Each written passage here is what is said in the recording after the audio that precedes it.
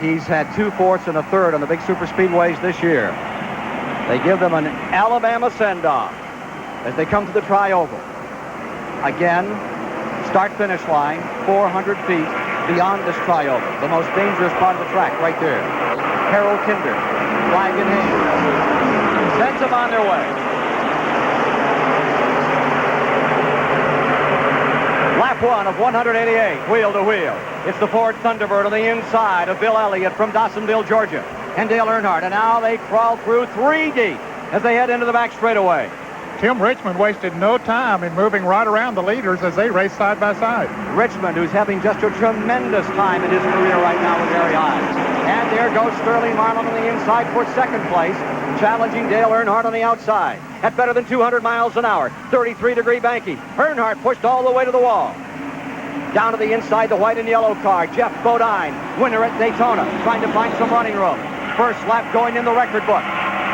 Down they come, and as they scream through there, Sterling Marlin makes a move.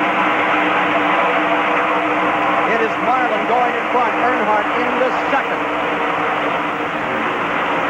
Also climbing up on the inside, now Benny Parsons is challenging in third position. And they're 3 deep back there.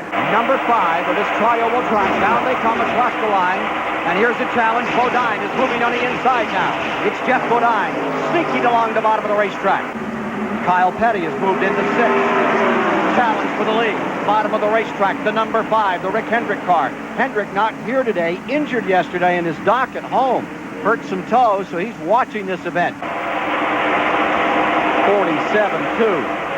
That is really getting to the program. That's well over 202 miles an hour, almost 203 miles an hour. That is fast for competition laps. Following his son Davey. I talked to Bobby after his son Davey knocked him out of qualifying. They qualified 20 cars the first day. Allison was 20th. The last car on the track was that number 12, the Neil Bonnet car, with Davey Allison in it. And he cracked the 7th fastest time, knocked his father right out of qualifying. And I mentioned yesterday that Cy afterwards, he said, I got to tell you, his mother was smiling and his grandfather was smiling and I was smiling too. I guarantee he's smiling right now. Look at the back of it. Again, you look at that track, driving these cars, you have to learn how to read something like that. That particular thing right there is not going to bother Bobby. That track has been up. It's already went back down and ran out of the windshield. It started to go around to the right. He corrected it, sent it up the other way, and it just got away from him the back end, and around he goes. Of course, he's waiting for the thing to hit the wall somewhere, but fortunately it's staying up in the center of the track, and that's what you call it. Avoid the wall. That's what you call an excellent job of driving with your eyes closed right now, there. that's what we say as announcers all the time, Neil.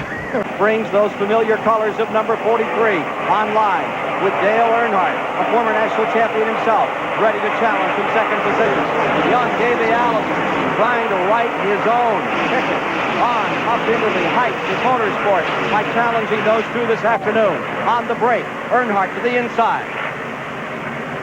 Earnhardt winds it up, goes down low. Petty stays with him. They run side by side. We can have them 5 deep going into number 3. As they break for the corner, rather A.J. Boyd, a lap down, is trying to get himself back up in there. There's A.J.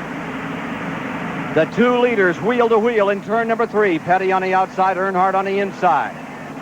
Allison drops down a groove. He looks to the inside as they come off that 33-degree banking. Here they come 3 wide, and also mixing it up, Davey Allison for the lead. Davey Allison, bottom, 3 wide. Look at this. Joe Rutland is right in the midst of it as well. Top 10 now, they're battling for the lead. And he goes all the way to the bottom. That's Parsons way down low. And his brother Benny even trying to go lower. Go.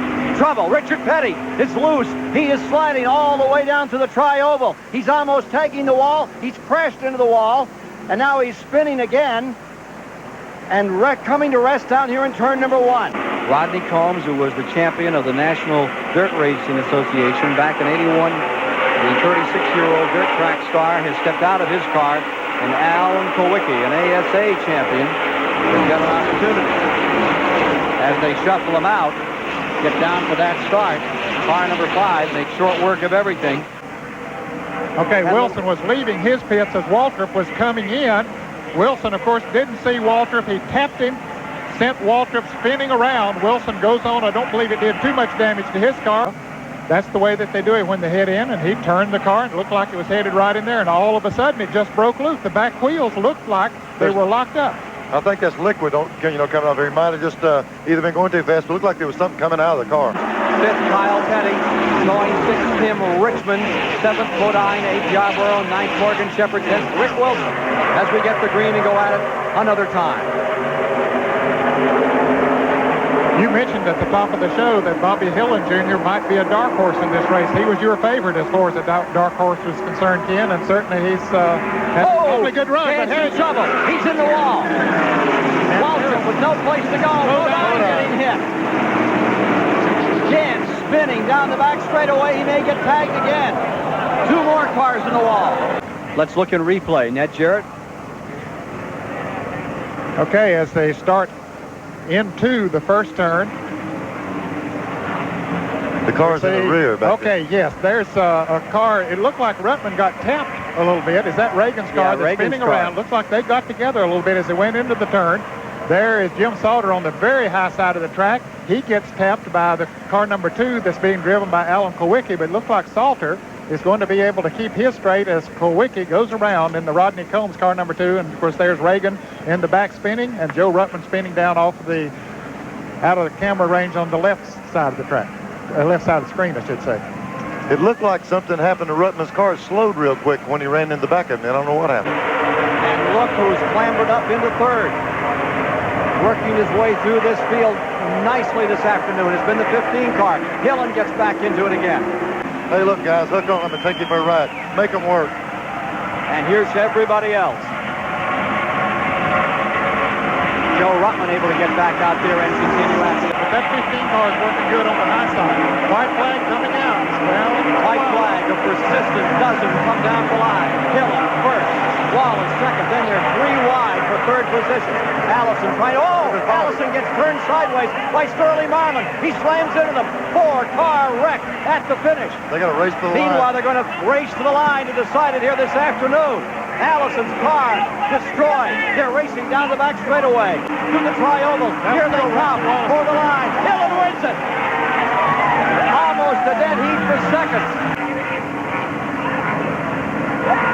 He goes down on the low side of the racetrack. It looked like he got down on the apron a little bit, Ken. And boy, look at how it throws him around in the race car. Just getting hit and his car being torn to pieces here. There was some beating and banging, and you know, when Harry Gant and Phil Parsons lost it, they were beating and banging.